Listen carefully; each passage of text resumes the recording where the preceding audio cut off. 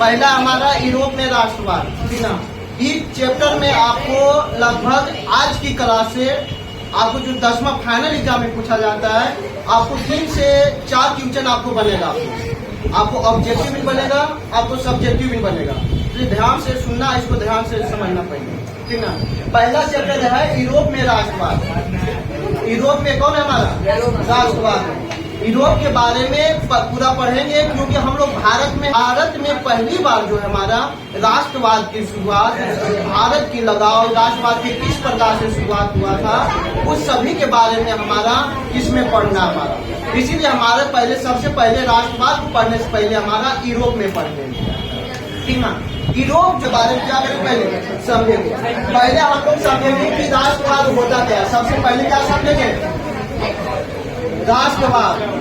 राष्ट्रवाद का मतलब क्या होता है? राष्ट्रवाद किसे कहते हैं कि राष्ट्रवाद का मतलब क्या होता है, पहले उसके समझें। आप लोग का एग्जाम में आएगा, क्वेश्चन आएगा कि राष्ट्रवाद किसे कहते हैं या राष्ट्रवाद की व्याख्या करें, ठीक ना। उसके बारे में पहले समझना राष्ट्रवाद क्या है।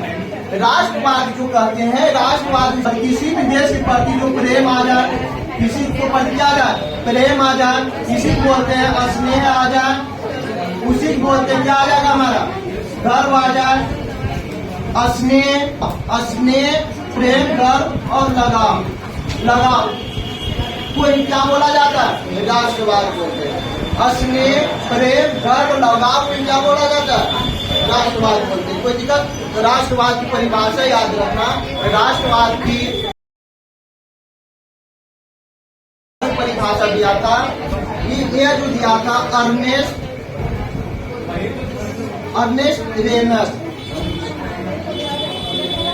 अर्नेस्ट रेनर ने पहली बार हमारा राष्ट्रवाद को परिभाषा दिया था।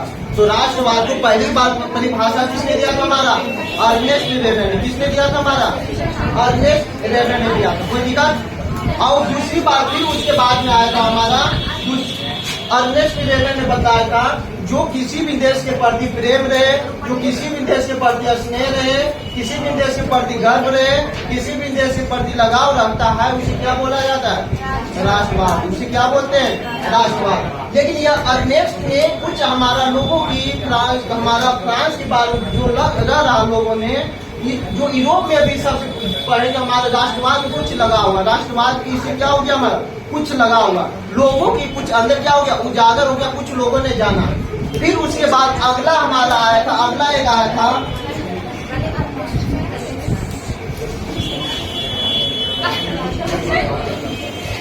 सेसल पियन। एक अगला आया था हमारा सेसल पियन। अगला कौन आया था? सेसल पियन ने। ये भी हमारा राष्ट्रवाद का कुछ डिफिनेशन दिया, राष्ट्रवाद के बारे में कुछ परिभाषा दिया था। सेसल पियन ने ये भी हमारा राष्ट्रवाद को परिभाषा दिया था। ये परिभाषा कैसे दिया था? ये परिभाषा दिया था 2 प्रकार से दिया था। परिभाषा कितने प्रकार से दिया था? 2 प्रकार से। पहला इन्होंने क्या किया था? तिरंगा बनाया। तिरंगा क्या बनाया था? तिरंगा क्या बनाया था इन्होंने? तिरंगा। अनुसार से यह जो दिया था, चित्र के अनुसार से दिया था। किसके अनुसार से दिया था? चित्र के अनुसार से अपना देश के प्रति, गर्व के प्रति, लगाव के प्रति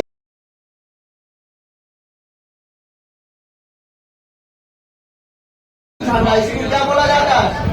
झंडा। यानी झंडा को प्रति अपना देश के लिए लगाव बना दिया। जैसे हमारे भारत की झंडा है, क्या भारत के झंडा को देख करके भारत के लोगों की क्या होता है, हमारा गर्व होता है, एक भावना होता है कि नहीं होता है?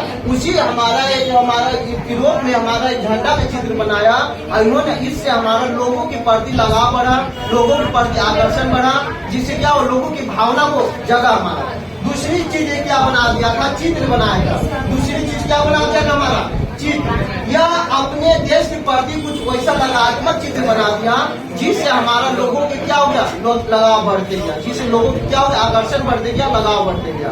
तो जिससे हमारा राष्ट्रवाद की क्या हो गया, भावना जगा। जिससे क्या हो गया, राष्ट्रवाद की भावना जगा। कोई दिक्कत? सबसे पहले राष्ट्रवाद की किसने दिया था? हमारा स्टेन रोनन ने। इन्होंने क्या बोला था? प्रेम क्या आ जाए, स्नेह आ जाए, गर्व आ जाए, लगाव को क्या बोला जाता है? राष्ट्रवाद बोलते हैं। उसके बाद आया था शेक्सपियर ने, इन्होंने दो प्रकार से अपना परिभाषा उजागर किया था। पहले अब एक हमारा झंडा का चित्र बनाया और दूसरा एक चित्र बना करके एक झंडा बना करके राष्ट्रवाद को जगाया। दूसरा हमारा चित्र के प्रति क्या हो गया, राष्ट्रवाद को जगाया। हमारा देश की प्रति में देश के अंदर कुछ लगाव बढ़ते चला गया। देश के अंदर क्या हो गया, लगाव बढ़े। देखो जब हमारा भारत के अगर झंडा है, भारत के झंडा के साथ कोई अगर खिलवाड़ करेगा, क्या उसको छोड़ दीजिएगा? कोई भी देगा, क्योंकि भारत की झंडा के साथ इतना लगाव हो गया है कि अपने झंडा के प्रति क्या करता है, लोगों के आकर्षण करता है, लोगों की भावना को जगाता है। उसी प्रकार से जब लोगों की भावना जगना शुरू हो गया तो हमारा यूरोप में भी एक देश था हमारा फ्रांस। यूरोप में भी कौन सा देश था, फ्रांस। फ्रांस में क्या हो गया, पूरे तरीका से वहाँ के लोगों के उजागर हो गया, यानी सभी लोग वहाँ जनता को क्या हो गया, जब यह सभी लोगों की मालूम हो गया कि हमारा यहाँ किसी प्रकार के होते थे, राजा होते थे। उस राजा के नाम था लुई 14वां। एक राजा था हमारा, लुई कौन था, आया था 14वां। रोमन में इसलिए खाता है लुई 14वां। एक राजा कौन था हमारा, लुई 14वां। लुई 14वां एक राजा था जिन्होंने पूरे तरीका से बदमाश था। जितना भी राजा था ने सब पूरा क्या था हमारा, बदमाश था। तो लुई 14वां ने हमारा फ्रांस में क्या हो गया, एक क्रांतिकारी हुआ। इन्होंने पूरे तरीका से एक शासक था, इन्होंने क्या था, एक शासक था। इन्होंने जनता के साथ में पूरे तरीका से बर्ताव कर, पूरे तरीका भेदभाव करता था। जब लुई 14वां की उसको क्या किया, राजा से हटा दिया। राजा से हटाने के बाद में लुई 14वां के बाद में आ गया लुई 15वां। कौन आ गया हमारा, लुई 15वां। लुई 15वां जब आया, ये भी हमारा पूरे तरीका से ये भी पूरा खतरनाक शासक था। ये भी शासक क्या था, जनता के प्रति पूरे तरीका से भावना को भर रहा था। इन्होंने ऐसा था लुई 14वां ने कि भारत के साथ में बहुत प्रकार से भेदभाव करता, जनता के साथ में क्या करता था, भेदभाव करता था। जब हमारा लुई 16वां आया तो ये भी पूरे तरीका से क्या था हमारा, ये भी बदमाशी था। जब इसको हटने के बाद में एक राजा आया लुई 16वां। एक राजा कौन आ गया हमारा, लुई 16वां। अब यहाँ से कहानी में कुछ बदलाव आया। लुई 16वां से कहानी में कुछ क्या गया, बदलाव आ गया। जितना भी राजा जो था, एक क्या था हमारा, निरंकुश था। एक कैसा था हमारा, निरंकुश। निरंकुश मतलब समझता क्या होता है, निरंकुश बोलते हैं। निरंकुश किसे बोलते हैं, निरंकुश उसे बोलते हैं वैसा राजा, वैसा शासन जिस पर किसी प्रकार के अंकुश न लगाया जाए, जिस पर किसी प्रकार की भावना न किया जाए, जिसका कोई विरोध न किया जाए, वैसे शासन को बोला जाता है निरंकुश शासन। वैसे शासन को क्या बोलते हैं, निरंकुश शासन बोलते हैं। कोई याद रहेगा ना। तो जितना भी राजा था सब क्या था हमारा, निरंकुश। यानी लुई 16वां ने बोला था हमारा, लुई भी दिया था हमारा लुई 14वां था। एक नारा दिया था, ये बोला था मैं ही देश हूँ, मैं ही राज हूँ, मैं ही राज हूँ, मैं ही राज हूँ, और मेरा देश और मेरा शब्द ही कानून है, मेरा शब्द ही कानून है, मेरा शब्द ही क्या हमारा कानून है। तो हमारा लुई 14वां ने एक नारा दिया था, क्या दिया था, मैं ही राज हूँ और मेरा शब्द ही क्या हमारा कानून है। ये चीजें पूछता एग्जाम में कि मैं ही राज हूँ और मेरा शब्द ही कानून है। किसने दिया था हमारा, लुई 14वां ने दिया था। किसने दिया था, लुई 14वां। ये देखिए था लुई 14वां ये पहला से शुरू हुआ था। लुई 1वां आया, फिर दूसरा आया, लुई 3रा आया, लुई 14 आया। उसी प्रकार से लुई कौन आ गया हमारा, 16 आ गया। लुई कौन आ गया, 16। और जितने भी राजा था सबके सब कैसा था, निरंकुश था। सबके सब कैसा था हमारा, निरंकुश शासक। ये आया था 1789 में। कब आया था हमारा, 1789। लुई 16वां ने हमारा फ्रांस की राजा कब बना था, लुई 1789 से बना था।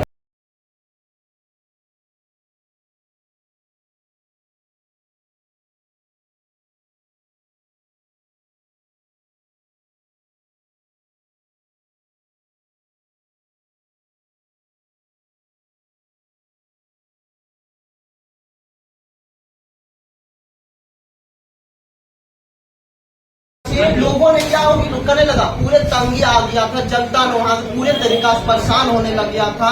जनता ने परेशान होकर के आंदोलन शुरू कर दिया। जनता ने परेशान होकर के वहां क्या कर दिया, लुईस फोर्मा के खिलाफ में आंदोलन शुरू कर दिया, जिससे नाम से दिया गया 1789 की क्रांति या 1789 के फ्रांसीसी का क्रांति। उसी के नाम से क्या जानते हैं, फ्रांसीसी की क्रांति। जब फ्रांस में पूरे तरीका से लड़ाई युद्ध फैल गया तो वहाँ जो राजा था लुईस फोर्मा था, इसको क्या कर दिया, हटा दिया है। इसे क्या कर दिया गया, हटा दिया गया। इसे हटा करके इसके फांसी की सजा दे दिया। इसे हटा करके क्या कर दिया, फांसी की सजा। बहुत सारा बेकार काम किया था। जब वहाँ की जनता ने जब राजतंत्र को हटा दिया, क्योंकि जब इस शासन जो चल रहा था 1789 ईस्वी में शासन जो चल रहा था, राजतंत्र शासन चल रहा था। कैसा शासन चल रहा था, राजतंत्र। कैसा शासन चल रहा था, राजतंत्र। राजतंत्र शासन किसे कहते हैं, राजतंत्र शासन होता है जो राजा के द्वारा चलाए गए शासन को, उसे क्या बोलते हैं, राजतंत्र शासन बोला जाता है। राजा के द्वारा चलाए गए शासन को क्या बोलते हैं, राजतंत्र बोलते हैं। तो जिसमें जनता का कोई भागीदारी नहीं होता, जनता से कोई मतलब नहीं रहता, जो भी करेगा, जो राजा करेगा, जो भी कुछ है जो क्या है, राजा, वही शासन चल रहा था। 1789 में क्या हो गया, वहाँ क्रांति फैला था, 1789 क्रांति फैला था, उसी के नाम से क्या दिया गया, 1789 क्रांति। उसी क्या नाम से दिया गया, 1789 क्रांति। जब यह राजा को हट गया, वहाँ के लोगों ने आसपास की क्या बोला, ये जो राजा हट गया, यहाँ पे कुछ क्या बनाया जाए, कुछ कानून बनाया जाए, हमारे देश को चलाने के लिए कुछ न कुछ क्या होगा, कानून बनेगा। एक तो राजा तो अपना मनमानी कर ही रहा था, इस प्रकार से मनमानी के रोकने के लिए इन्होंने क्या बना दिया, एक कानून बना दिया, और जिसको नाम दिया गया संविधान। जिसका नाम क्या दिया गया, संविधान। तो पहली बार हमारा फ्रांस में संविधान की गठन कब हुआ था, 1789 की क्रांति के बाद हुआ था। 1789 की क्रांति के बाद, और 1789 में फ्रांस के राजा कौन थे, मारा, लुईस फोर्मा थे। कौन से मारा, लुईस फोर्मा। जब यह संविधान बनाया गया, इसमें बहुत सारा प्रकार की व्याख्या दर्शाया गया। पहले क्या दिया गया, समान अधिकार, क्योंकि वहाँ के लोगों में जो था क्या, भेदभाव कर रहा था। लोगों में क्या कर रहा था, भेदभाव कर रहा था। जो पैसे वाला थे, जो राजा वाले थे, बड़े ज्यादा कर रहा था, और जो पैसे वाले कम थे, वो क्या कर रहा था, कम कर रहा था। वो सभी को समाप्त करके सभी को अधिकार क्या दे दिया गया, समान। आज पूरे फ्रांस में सभी जनता का अधिकार क्या होगा, समान होगा। या राजतंत्र हो या कोई भी राजा, कितना बड़ा आदमी आ जाए। पितृभूमि, पितृभूमि जैसे बोला जाता है, जैसे हम लोग क्या बोलते हैं, भारत में मातृभूमि बोलते हैं, भारत को क्या बोलते हैं, मातृभूमि बोलते हैं। उसी प्रकार से फ्रांस में क्या बोला जाता था, पितृभूमि बोलते थे। फ्रांस में क्या बोला जाता था,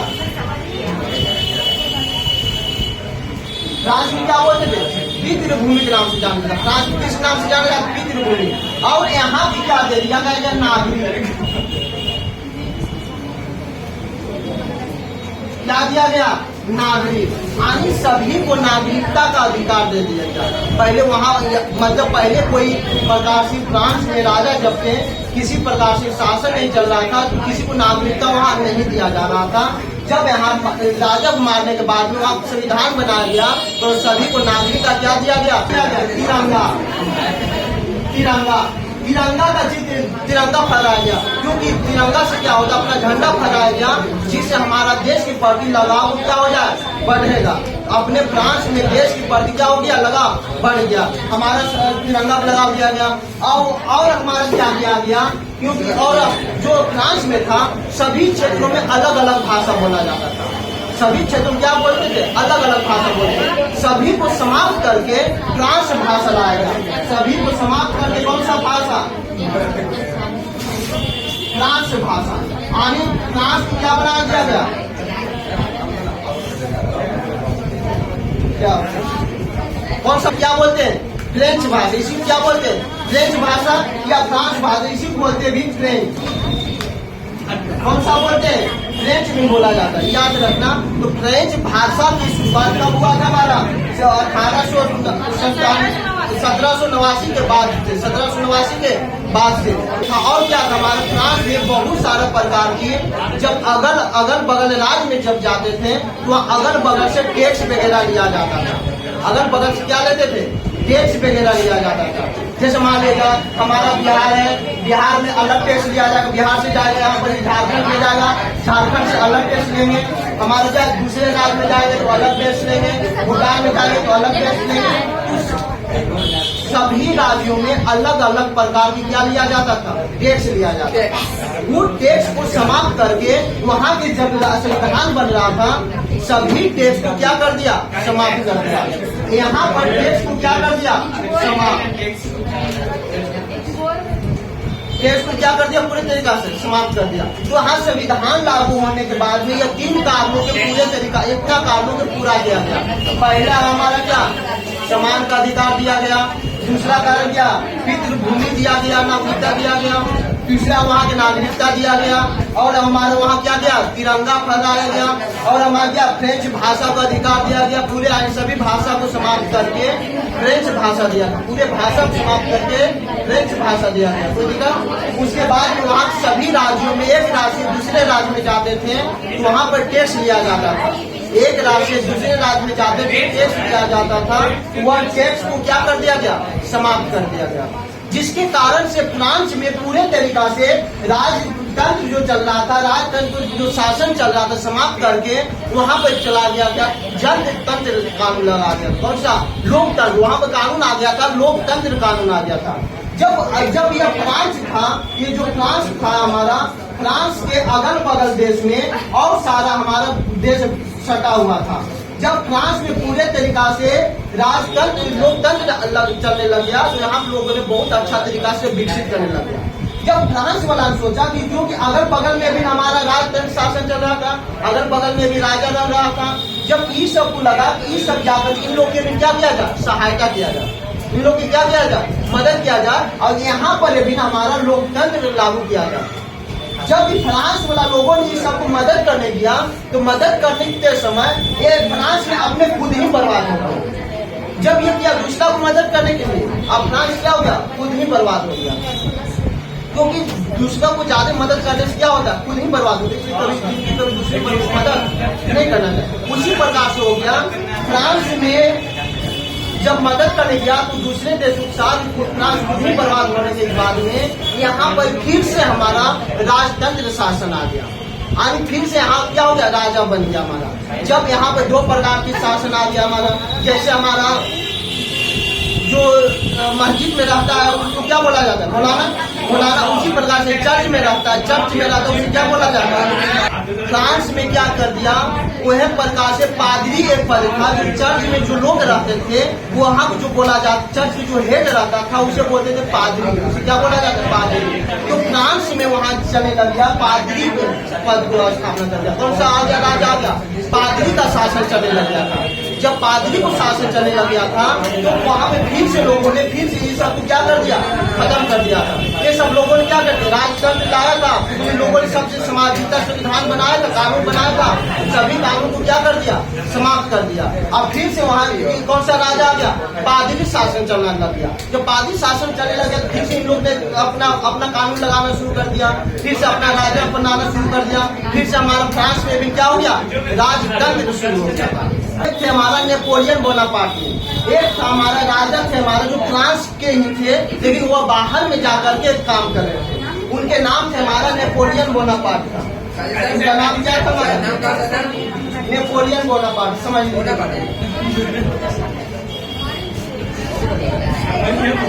उसके नाम था हमारा, कौन था हमारा, नेपोलियन